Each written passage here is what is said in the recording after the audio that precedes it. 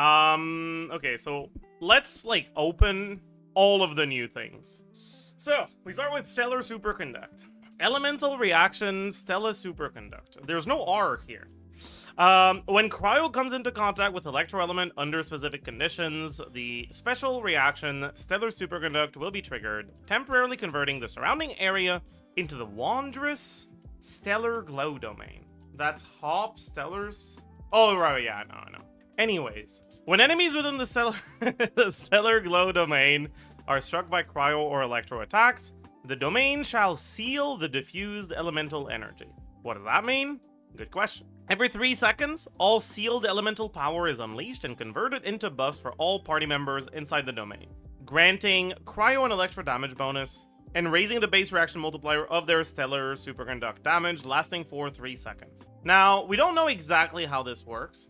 Additionally, enemies inside the domain will have their physical res reduced. So, what the fuck does any of this mean? That is a good question. That is a very good question. I'm not sure, right? One possibility is that the increase to, like, the percent, like, the numbers on the damage bonus and the numbers on the increase base reaction multiplier get increased by the amount of times you hit with cryo or electro. That's kind of what this reads as to me. But we did have a leak a while back that it was just a fixed number.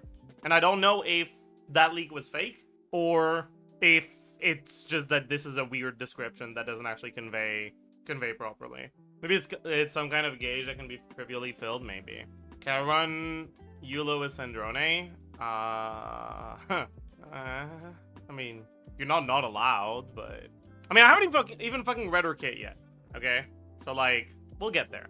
Anyway, certain characters gain the blessing Radiant Stellar Superconduct within the domain, powering their effects. So basically this is saying Stellar Superconduct also directly buffs some characters. This is a whole lot of nothing, honestly. This really doesn't tell us much, unfortunately. So we kind of just have to take a look at what the buffs are.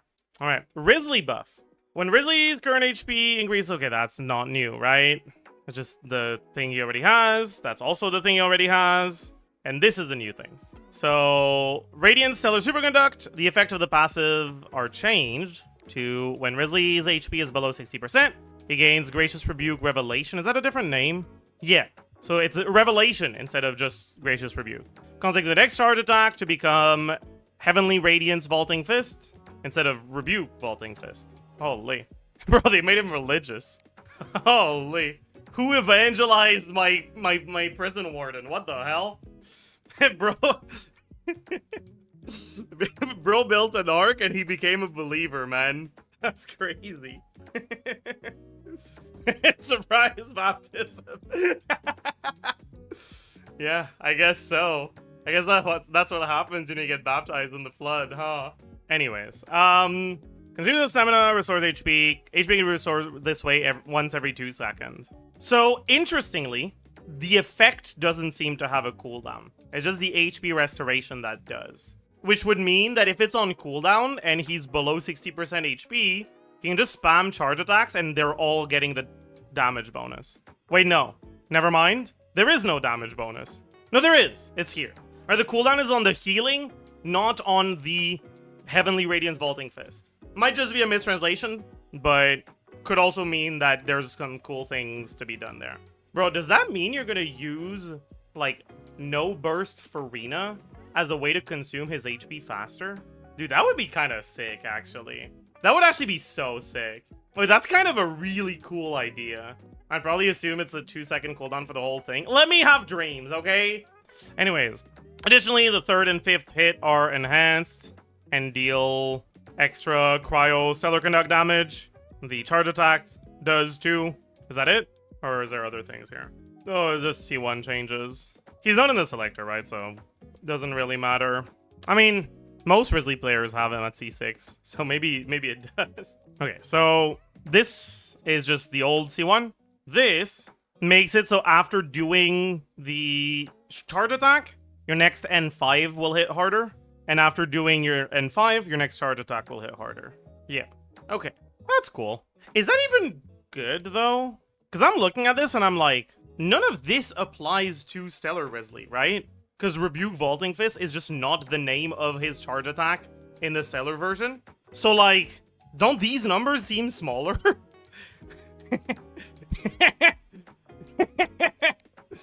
like that's...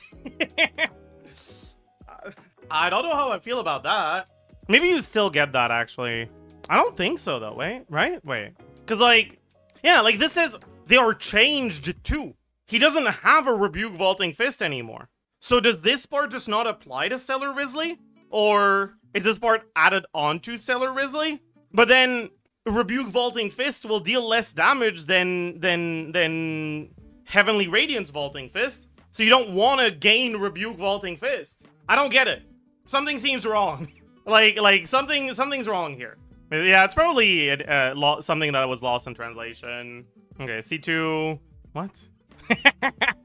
So they're like, yeah, you know what? We acknowledge we fucked up with this C2. So for Stellar Wriothesley, we're just gonna give him a completely different constellation. That's just in C1 again. That's so funny. That is very funny. He also just gets like a times 1.25 damage on C2 now, which is kind of interesting. On non-stellar teams. I mean, okay, we don't need to look at the other ones, like whatever. This is kind of interesting. I do think it's like really cool on Wriothesley how the optimal combo in a lot of teams is like N3 D5, because the N4 is kind of dog shit, and when you dash it doesn't interrupt his attack string. So as long as you begin the N4 animation, if you then dash, you get to like skip the N4 entirely and go to the N5 directly. And it is interesting that the numbers buffs are on the N3, the N5, and the charge attack, which means that it's likely gonna make doing that even more worthwhile. That's kind of cool. And you thought they wouldn't bake his old C1 into his scale? You said, now watch this. Dude, I don't even know how to describe what they did. It's like, okay, hear me out. Listen.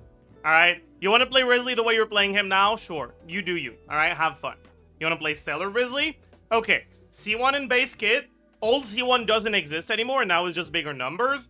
And also old C2 doesn't exist anymore, and now it's just bigger numbers. Like, what the fuck are they doing? Oh, man. Doesn't the old C2 still exist? I mean, yeah, but you probably don't care about using the burst in Stellar teams, right? Because you're probably not getting any damage percent. You're stacking a lot of attack and crit. You just want to spend more time doing Stellar hits. I mean, I guess it is damage percent, right? So maybe you still want to? I don't know. For the Uzia mechanics, that's true. I forgot. Fair enough. Can you do a TLDR for Wriothesley changes? Play Stellar Wriothesley or fucking shoot yourself, basically, is what the leaks are saying. Like, that's pretty much what is being conveyed by these changes. Actually, I'm kind of curious. Does the C6 make it so that you still want to play Melt? No, right? Actually, this C6 is pretty bad for Stellar Wriothesley. But Stellar Wriothesley would probably be so much better than Melt Wriothesley that it's still better. Assuming that Stellar Conduct damage doesn't scale with damage percent, will all these characters want to attack our EM goblets now? Probably, yeah. Wriothesley SIG changes. They're also doing the same thing, right? Yup. Goose on the loose! Yeah. Goose on the loose! Goose on the loose!